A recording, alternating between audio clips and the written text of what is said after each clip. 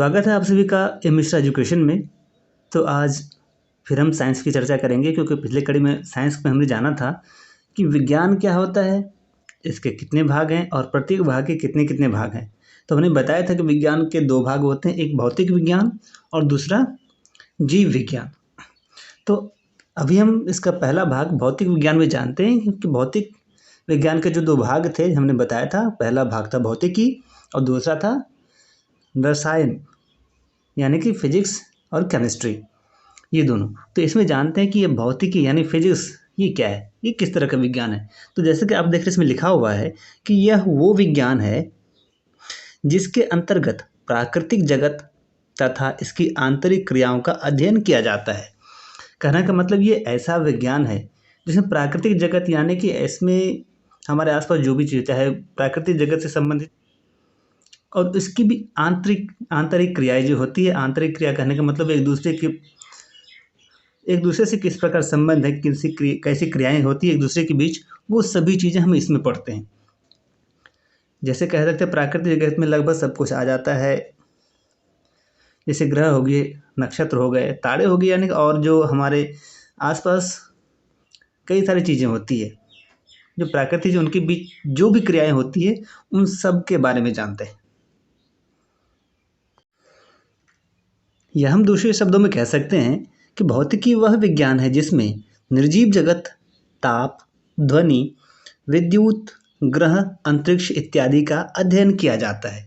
कहने का मतलब इन भौतिकी के अंदर वह एक तो विज्ञान है, तो सबको पता है, और इसके अंदर वो चीज़ को सम्मिलित किया जाता है जैसे निर्जीव जगत, ताप, ध्वनि, विद्युत, यानी ग्रह, अंतरिक्ष के बारे में जो भी हम लोग पढ़ते हैं सभी भौतिकी के अंतर्गत ही आते हैं। यानी ग्रह के बारे में, नक्षत्र के बारे में जानना, यानी अंतरिक्ष से संबंधित सारी चीज़ें इसी में आते हैं।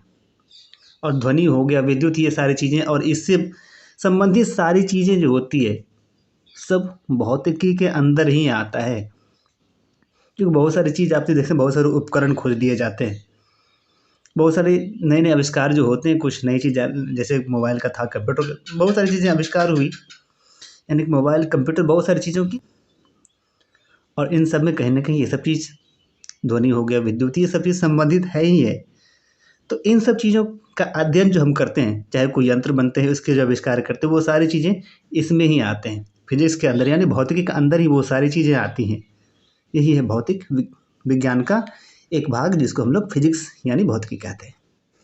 और आइए अब भौतिक विज्ञान का दूसरा भाग जिसे रसायन विज्ञान कहते हैं, इसके बारे में जानते हैं। तो रसायन विज्ञान दो शब्द से बना है, एक रस जोड़ आयन, यानी रस और आयन को मिलके रसायन विज्ञान बना है। कहने का मतलब रस अथवा द्रव, यानी रस का मतलब द्रव, क्योंकि रस भी होता है, द्रव की अवस्था में होता है।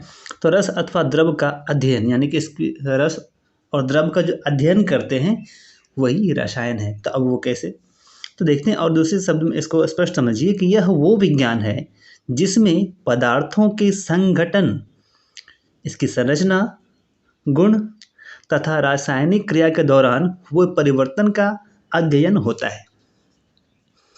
कहने का मतलब ये कि रसायन विज्ञान, इसमें वैसी किसी भी पदार्थ का, इसका संगठन और इसकी रचना, यानी कैसी रचना होती है, किन किन चीज़ों से बनी होती है, इनके गुण क्या हैं, तो वो सारी चीज़, किसी पदार्थ के गुण के बारे में जानना, इनकी संरचना कैसे है, किस तरह से निर्मित हुआ और किन किन चीज़ों से निर्मित हुआ, ये इसका संगठन, इन सारी चीज़ों के बारे में हम जो जानते हैं ना, वही रसायन विज्ञान है। यानी कि इसके अंदर जो केमिकल्स, जितने सारे केमिकल्स के बारे में हम लोग पढ़ते हैं वो सभी रसायन विज्ञान के अंतर्गत ही आते हैं।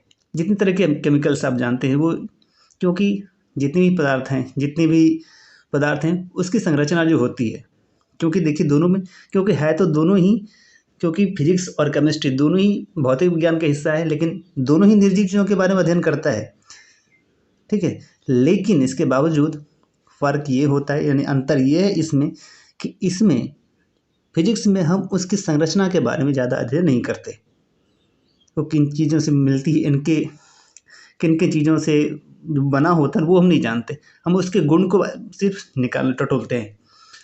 कैसे उसका निष्क्रिय, लेकिन इसमें संगठन जो होता है किनके जो बनकर होता है, इसके केमिकल्स गुण क्या होते हैं, इसकी संरचना गुण, ये सारी क्रिया। और जब रासायनिक क्रिया होती है, यानी कि जब कई तरह के पदार्थ जब आपस में मिलते हैं, जब रासायनिक संयोग होता है, तो इसके बाद क्या क्या परिवर्तन आते हैं, उन सारी चीज़ों के बारे में जो हम स्टडी करते हैं यानी समझते हैं, वो रसायन विज्ञान है। जैसे मान लिया जाए जल यानी पानी, ये भी जो बना है, इसके गुण संगठन या किन किन चीज़ों से मिलकर बना होता है, कैसे पानी का निर्माण होता है, कौन कौन से रासायनिक तत्व जो है आपस में अभिक्रिया करते हैं जिससे वो पदार्थ बनता है, उसके बारे में। और इनका जैसे एक से ज़्यादा तत्व से मिलकर बने होते हैं, सबका अपना अपना गुण क्या है, और जब ये एक दूसरे के साथ आपस में संयोग करते हैं तो वो क्या बनता है, वही हम इसमें जानते हैं। उदाहरण के तौर पे समझिए जल का, इसका फॉर्मूला H2O होता है, यानी कि H हाइड्रोजन को शो करता है और ऑक्सीजन O को। तो अब हम जानते हैं, क्योंकि कहने का मतलब कि जल जो हाइड्रोजन और ऑक्सीजन का संयोग, यानी कि जब ये रासायनिक चीज़, क्योंकि सभी अलग अलग, हाइड्रोजन अलग चीज़ होते हैं, ऑक्सीजन अलग होते हैं, लेकिन ये जब आपस में संयोग करते हैं तो जल बनता है। तब इसका मतलब ये नहीं कि जितना हाइड्रोजन जितना मन उतना हाइड्रोजन, जितना मन उतना ऑक्सीजन लेके बस जल बन जाएगा, ऐसा नहीं है। बल्कि इसके लिए भी कंडीशन होता है कि यदि बस हाइड्रोजन के 2 परमाणु और ऑक्सीजन के 1 परमाणु जब आपस में संयोग करेंगे तभी जल बनेगा। तो अब जल की संरचना के बारे में जान के हाइड्रोजन और ऑक्सीजन से बना होता है, और क्या कहते हैं, और व्यक्तिगत हाइड्रोजन का क्या गुण, ऑक्सीजन का क्या गुण है, ये सारी चीज़ हम इसके बारे में जानते हैं।